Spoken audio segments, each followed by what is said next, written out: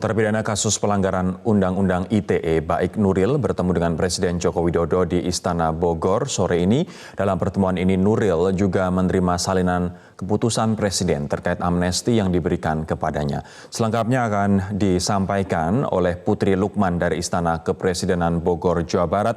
Putri, apa tanggapan Baik Nuril usai bertemu dengan Presiden Joko Widodo?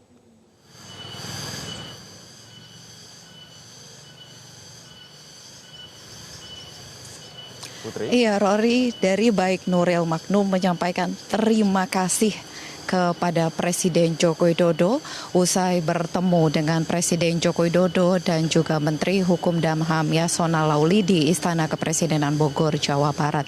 Tadi dari pertemuan yang dimulai sekitar pukul 14.30 waktu Indonesia Barat, Baik Nuril Magnum didampingi juga dengan kuasa hukumnya. Kemudian di dalam pertemuan antara Presiden Joko Widodo disampaikan juga atau diserahkan adalah Kepres atau keputusan Presiden nomor 24 tahun 2019 tentang amnesti bagi Baik Nuril yang diserahkan oleh Menteri Hukum dan HAM Yasona Laoly kepada Baik Nuril. Namun yang menarik adalah usai dari pertemuan dengan Presiden Joko Widodo, raut bahagia dan senyum begitu terpancar dari seorang Baik Nuril karena ini menjadi puncak dari seluruh rangkaian panjang seorang Baik Nuril mencari keadilan, dan pada hari ini ia resmi memegang dokumen Kepres dari Presiden Joko Widodo atau yang sudah ditandatangani oleh Presiden Joko Widodo.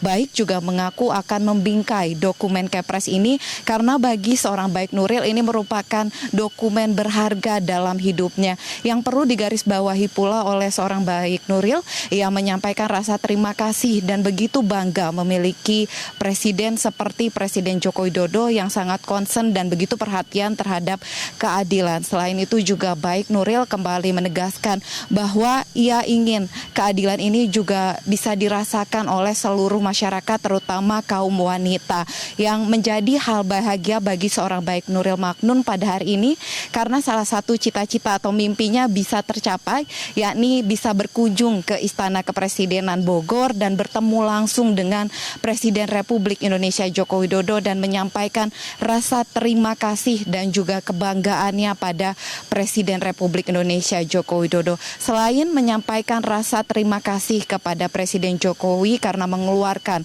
amnesti terkait dengan kasusnya, yakni Undang-Undang ITE yang menjerat seorang Baik Nuril 6 bulan hukuman penjara dan denda 500 juta. Baik Nuril juga menyampaikan rasa terima kasih kepada seluruh pihak, mulai dari Menteri Hukum dan HAM Yasona Laoly, Kepala Staf Kepresidenan Muldoko, DPR RI, dan seluruh pihak yang tidak bisa ia sampaikan satu persatu.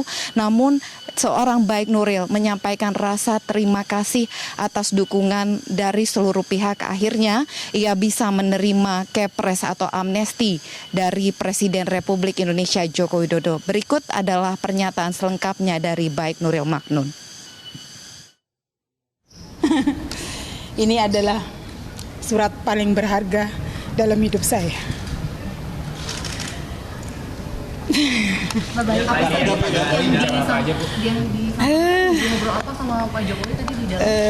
Saya cuma bisa bilang terima kasih yang sebesar-besarnya kepada Bapak Presiden yang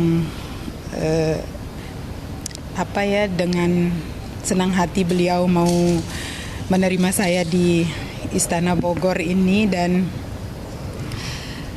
saya sangat bangga punya presiden seperti Bapak Jokowi. Rory.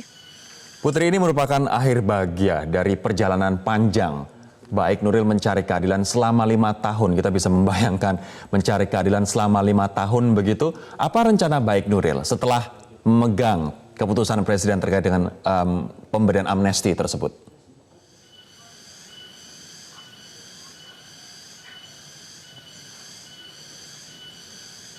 Yang paling utama dan menjadi bagian utama dari seorang Baik Nuril setelah menerima amnesti Presiden Joko Widodo adalah berkumpul dengan keluarga, terutama anak-anaknya, setelah karena proses mencari keadilan begitu panjang dan menyita waktu sehingga jarang ada di rumah.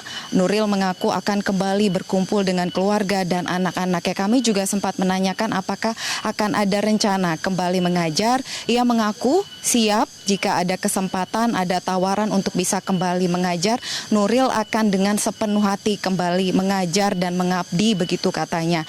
Kalau dari baik Nuril sendiri ada rencana lain, yakni ia akan membuka tempat konseling bagi khususnya kaum-kaum wanita yang bisa mengalami hal-hal yang seperti yang dialami oleh Nuril terkait dengan kasus Undang-Undang ITE. Selain itu juga Nuril kembali menegaskan bahwa seorang wanita atau kaum wanita harus berani menyuarakan kebenaran. Kalau bukan kita sendiri yang membela diri kita, hanya kita sendiri, bukan siapa lagi, kalau kata tadi Nuril mengatakan, untuk juga berani menyuarakan apa yang menjadi keinginan kebenaran bagi seorang wanita di depan orang lain ataupun masyarakat lainnya. Namun dari pemerintah, kami tadi juga sempat menanyakan usai dari pertemuan Presiden Jokowi dengan baik Nuril, yakni Menkumham Yasona Lawli mengatakan ke depannya pemerintah akan merevisi Undang-Undang ITE, namun diawali dengan pertemuan antara dirinya dengan Menkominfo Rudiantara untuk merevisi beberapa bagian dari Undang-Undang ITE. Selain dari Undang-Undang ITE,